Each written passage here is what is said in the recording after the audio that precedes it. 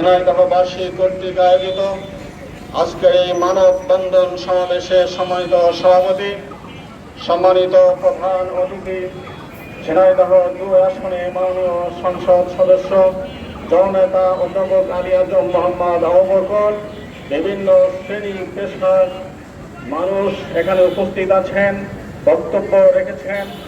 প্রিয় সাংবাদিক বন্ধুগণ, আইন শৃঙ্খলায় নিয়োজিত যারা আছেন সে সকল দায়িত্বশীল বর্গ, সকলকে আন্তরিক ধন্যবাদ এবং মোবারকবাদ জানিয়ে একটি অত্যন্ত দুঃখজনক কথা হলেও সত্য যে আজকে ঝিনাইদহে মেডিকেল কলেজ স্থাপন হবে, সেটা নিয়ে এই পায়রা চত্বরে কেন মানববন্ধন করতে হচ্ছে?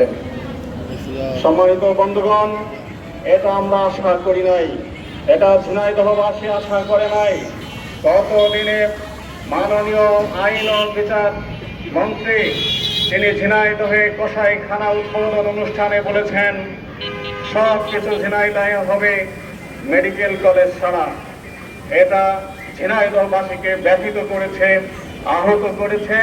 ঝিনাইদহবাসী এই আশা এবং প্রত্যাশা নিয়ে মন্ত্রী সাহেবের বক্তব্য শুনতে চাননি। সম্মানিত বন্ধুগণ, এটা কোনো রাজনৈতিক ইস্যু নয়, এটা রাজনৈতিক কর্মসূচি নয়, এটা ঝিনাইদহবাসীর প্রাণের দাবি। আপনারা কেউই কথা বলতে পারবেন না। আমি বিশ্বাস করি যে ঝিনাইদহের যে শৈলকুপায় মেডিকেল কলেজ হলে সেটা বেশি ভালো হবে, এটা কেউ বিশ্বাস করবে না। কেন? ঝিনাইদহের শহর ও শৈলকুপায় যা আছে, ঝিনাইদহে যা আছে, মেডিকেল কলেজের জন্য যে শর্তগুলো দরকার আপনি একটাও কি শৈলকুপাতে পাবেন? তাহলে সেখানে কেন নেওয়া হচ্ছে? আমি মনে করি মাননীয় মন্ত্রী যে ঘোষণা দিয়েছেন এটা হবে স্বেচ্ছাচারিতা, এটা হবে তার হ্যাডম, এটা হবে এই ঝিনাইদহবাসীর সাথে তার প্রতারণা করা। আমি আশা করি তিনি তার এই ঘোষণা থেকে সরে এসে ঝিনাইদহবাসীর দাবিকে তিনি সম্মান জানাবেন।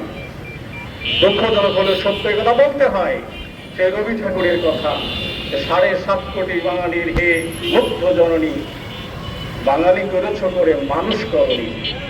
আজকে এই ২৪ লক্ষ জনতার এই জনপদে, এই জনপদ দীর্ঘদিন পরে একজন পূর্ণাঙ্গ মন্ত্রী পেয়েছে। দুঃখ হলো এই ঝিনাইদহবাসী একজন নেতা পায়নি। এই ঝিনাইদহবাসী শুধু মন্ত্রী পায়নি, একজন মন্ত্রী পেয়েছে, নেতা পায়নি। আমি আবারও আপনাদেরকে বলি, আমাদের তার জন্য দোয়া করি। এই ঝিনাইদহের কারিগর, উন্নয়নের কারিগর মরহুম মশিউর রহমান এমপি, তিনি ঝিনাইদহের এমপি ছিলেন, উন্নয়নের কারিগর ছিলেন। তিনি তো হরিণাকুণ্ডুর সন্তান, কোন উন্নয়ন তিনি হরিণাকুণ্ডুতে করেননি, সব ঝিনাইদহে করেছেন। কেন? আপনি মাননীয় মন্ত্রী, আপনি শৈলকুপার কথা উল্লেখ করলেন কেন? কেন আপনি এই ছোট মানসিকতা দেখালেন?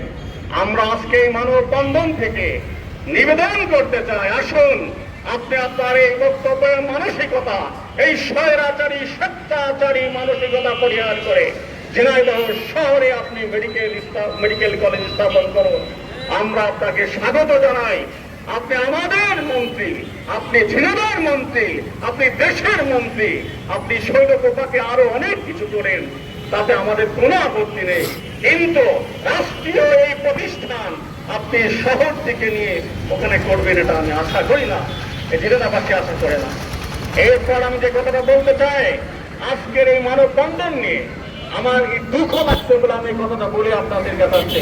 আপনারা জানেন তথাকথিত গণ অধিকার পরিষদের সভাপতি তিনি আজকে একটা পোস্ট দিয়েছেন, আপনারা দেখেছেন।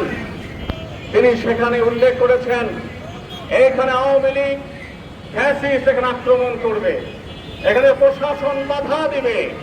উনি আজকে বুদ্ধিজীবী সেজেছেন। আমি আশা করি এই ধরনের বিভ্রান্তি সৃষ্টি না করে, রাজনৈতিক কোন ফায়দা হাসিলের চিন্তা না করে, সুশীল সাজার চিন্তা না করে, আজকে বড় নেতা সাজার চিন্তা না করে মেডিকেল কলেজ ঝিনাইদহ শহরে স্থাপন হোক, এ ব্যাপারে ঝিনাইদহবাসী ঐক্যবদ্ধ। আসুন এই কাতারে দাঁড়াই আমরা আজকে সকলে এই প্রত্যাশা করি ঝিনাইদহ শহরে মেডিকেল কলেজ স্থাপন হোক। এটা আমরা দল মত